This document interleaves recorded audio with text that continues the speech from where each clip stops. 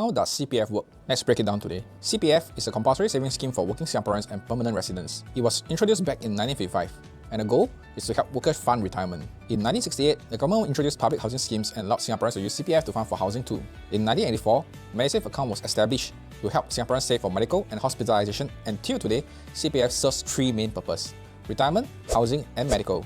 There are four types of CPF accounts. Number 1, the ordinary account or OA. This is mainly used for housing, insurance, education, and investments. Number 2, special account or SA. This is dedicated to retirement and earns a higher interest rate than OA. Number 3, MediSave account or MA, used for medical expenses and approved insurance. Number 4, retirement account or RA. This is created when you turn 55. It combines savings from your OA and SA and funds your money payout through CPF Life from age 65. Next, how do you grow your CPF account?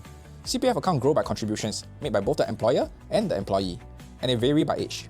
The older you get, the smaller contribution rate, but more of it goes into MediSave. Here's a quick breakdown of the 2025 CPF contribution rates. So if you are below 55, the employer will contribute 70% and employee 20%, total of 37%, so on and so forth. So these contributions are split between your OA, SA, and MA, depending on your age bracket. So what can you actually use your CPF for? There are 6 main areas. First, buying property. Your ordinary account can be used for buying HDB flats or approved private property, including down payments, money installments, and legal fees. But it's not unlimited. You are subject to something called the valuation limit, which is the market value of the property at purchase, and the withdrawal limit, which is 120% of that value. You also need to set aside your basic retirement sum if you want to continue using CPF beyond those limits, so do take note. Second, education. You can use OA savings to pay for tuition at approved local institutions for yourself or your children. There's a cap of up to 40% of your available OA balance. And repayment is required after graduation, interest-free while the student is still studying. Third, medical expenses. Your MediSave can be used at any age to pay for hospitalization, day surgeries, outpatient treatments, and insurance premiums. There are daily withdrawal caps like $550 per day for normal ward stays. Surgical limits depend on procedure complexity, and MediSave also pays for premiums under MediShield Life and integrated shield plans, subject to annual limits.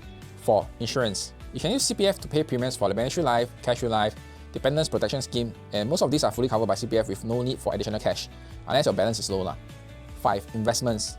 CPF savings above a certain threshold can be used for investments under the CPF investment scheme.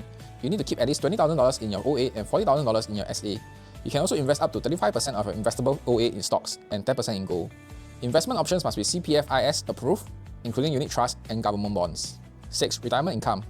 At age 55, your retirement account is created using savings from your OA and SA. You will need to set aside at least the basic retirement sum, and if you want higher money payouts, you can aim for the full retirement sum or enhanced retirement sum. In 2025, the full retirement sum is $210,000. You can also pledge a property to set aside just the PRS. Monthly payouts start at age 65 under CPF Life, a national annuity scheme that ensures you won't outlive your savings. How much can you withdraw at age 55? You can withdraw $5,000 unconditionally, regardless of your retirement account balance. Any balance above your FRS can also be withdrawn, if eligible. If you pledge a property and only need to meet the BRS, you can withdraw the difference. But remember, your CPF is meant for long-term retirement, not a midlife windfall. Now let's talk about some concerns. One common complaint we always hear about is CPF feels too locked up. Even at age 55, you can't just cash out your entire savings. Most of it is retained for CPF Life payouts starting at 65. The government's rationale is this: without safeguards, some people might withdraw everything too early and end up with nothing in their later years. It's also about ensuring a sustainable income stream for as long as you live.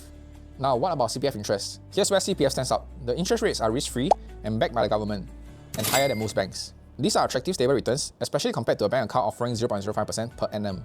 So, how does Singapore's CPF compare to other countries? Take Scandinavian nations for example. In places like Sweden and Norway, retirement is funded mostly through high taxes. These countries offer universal pensions funded by the government, not individual savings. Singapore's model is different. CPF is contribution-based, meaning your retirement income depends on how much you save. There's less redistribution, but more personal ownership and control. In short, in Scandinavia, high taxes, government pays for retirement, and in Singapore, lower taxes, but you fund your own retirement through CPF. Now, what happens to your CPF when you pass away? If you make a CPF nomination, you get to decide who gets your savings, how much each person receives, and whether they receive it via bank transfer or CPF account. But if you don't nominate anyone, your savings go to the Public Trustee's office. They'll distribute it according to Singapore's laws. This means it may not go to the people you wanted, and there may be delays and fees. Making a nomination is simple. You must be at least 16 years old and can do it online via SingPass, or in person with 2 witnesses. It's one of the easiest ways to protect your loved ones. Want to make the most out of your CPF? Start by checking your CPF dashboard, reviewing your nomination and planning your top-ups early. And follow us at Break It Down SG for more breakdowns like this.